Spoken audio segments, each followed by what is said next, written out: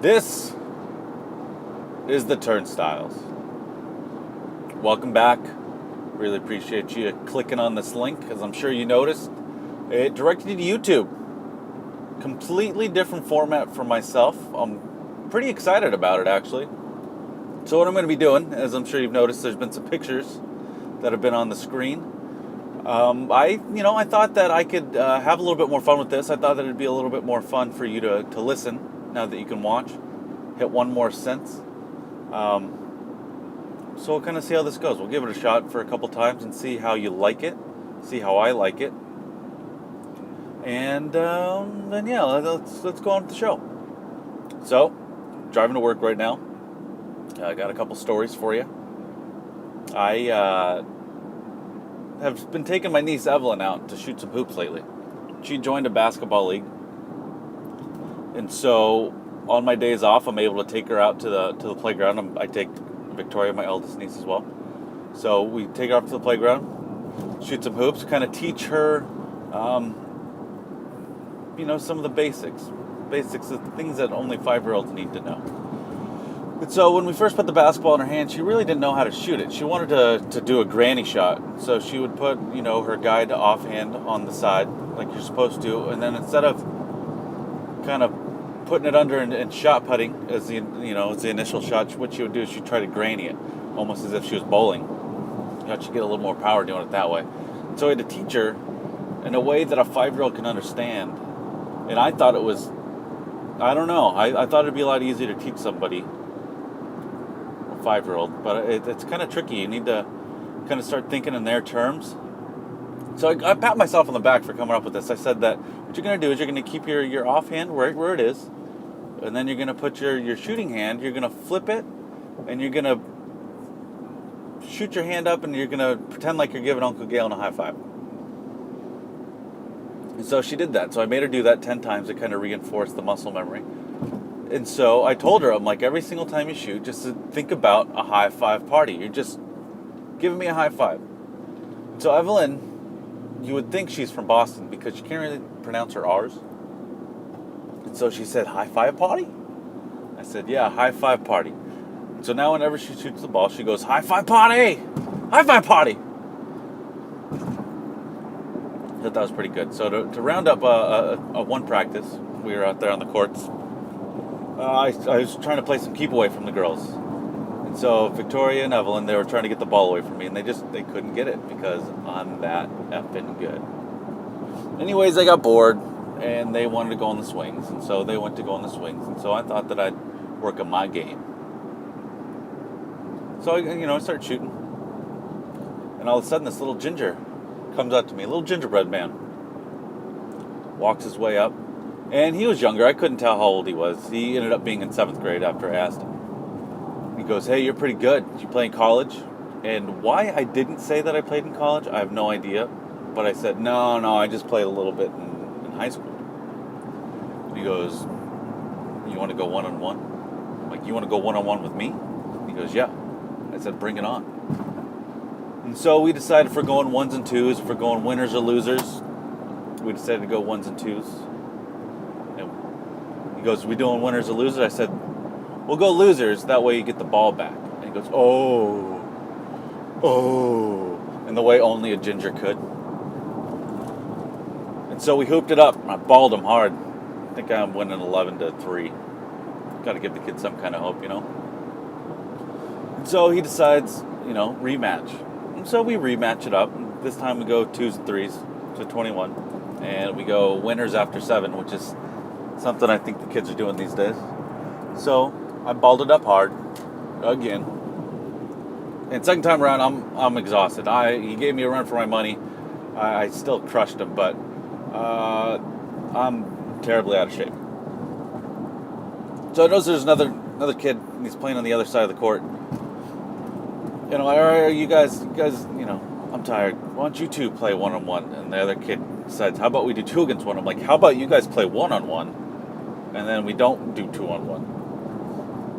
Ended up being 2 against 1, playing against a couple of 7th graders.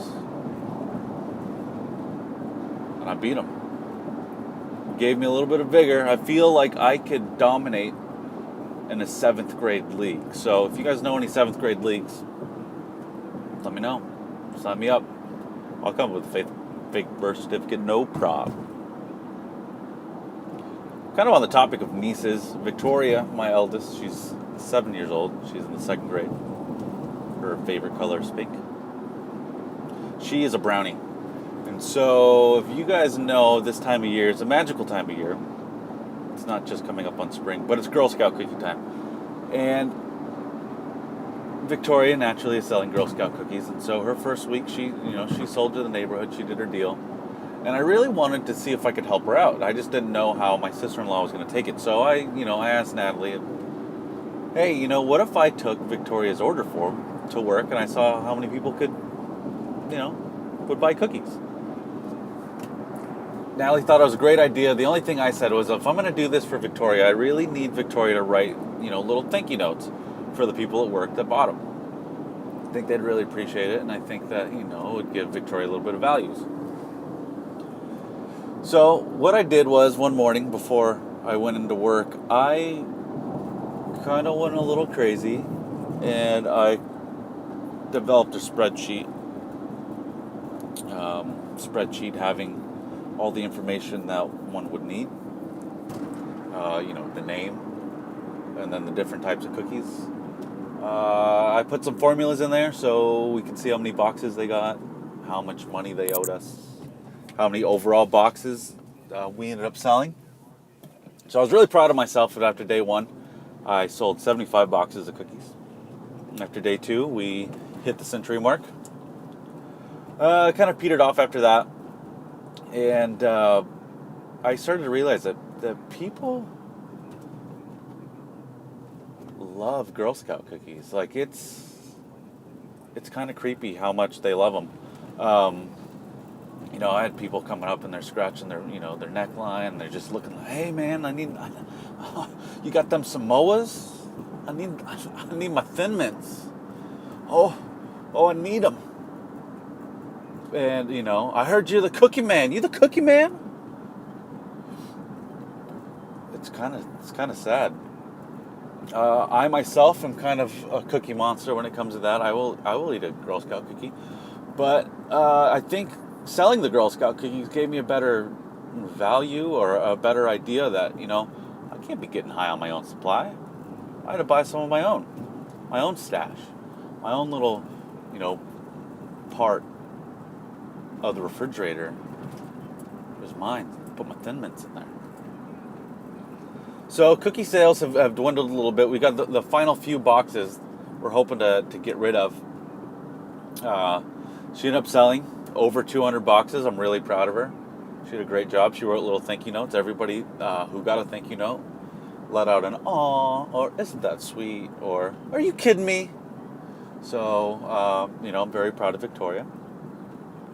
And, about a couple weeks ago, I decided to take a road trip home. I hadn't been home since before Thanksgiving, so it had been a while.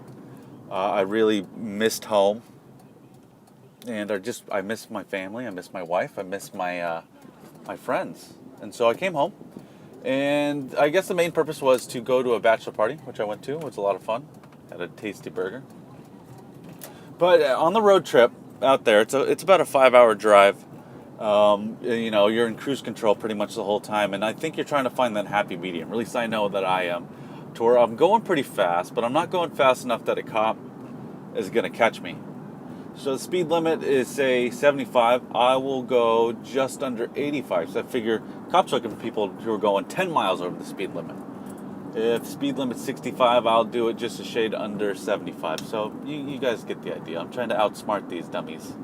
I'm trying to outsmart them good. But, you have a lot of time to think.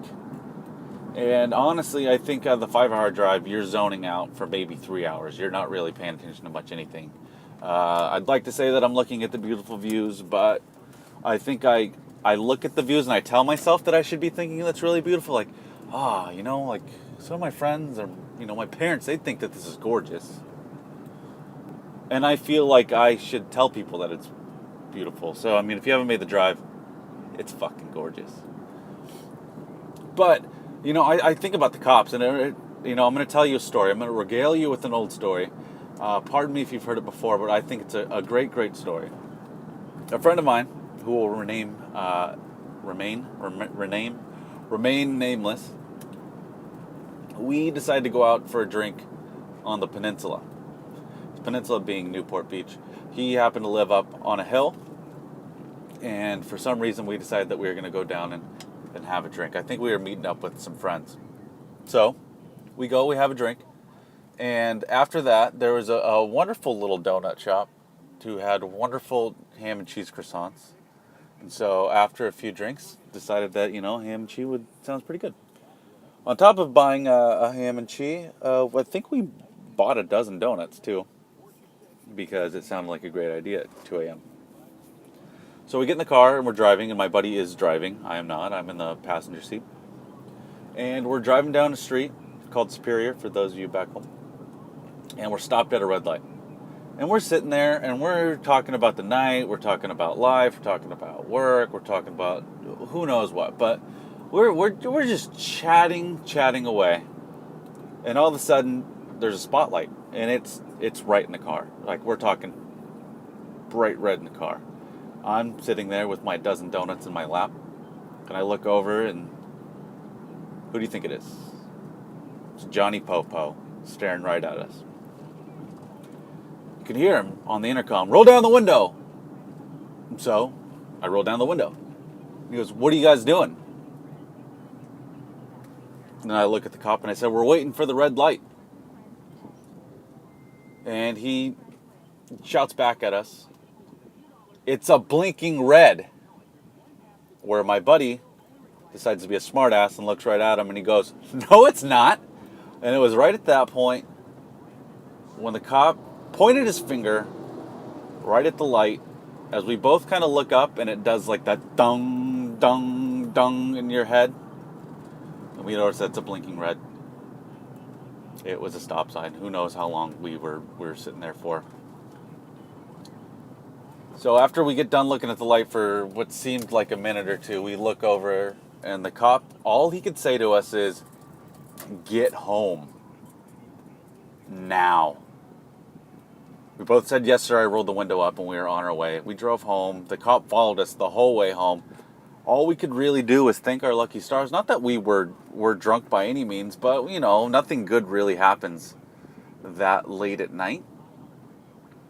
So we got home. We had some donuts. We thanked the Lord above that we got home safely. And we thank God that cop was probably on shift change, or maybe he had his quota of pulling people over.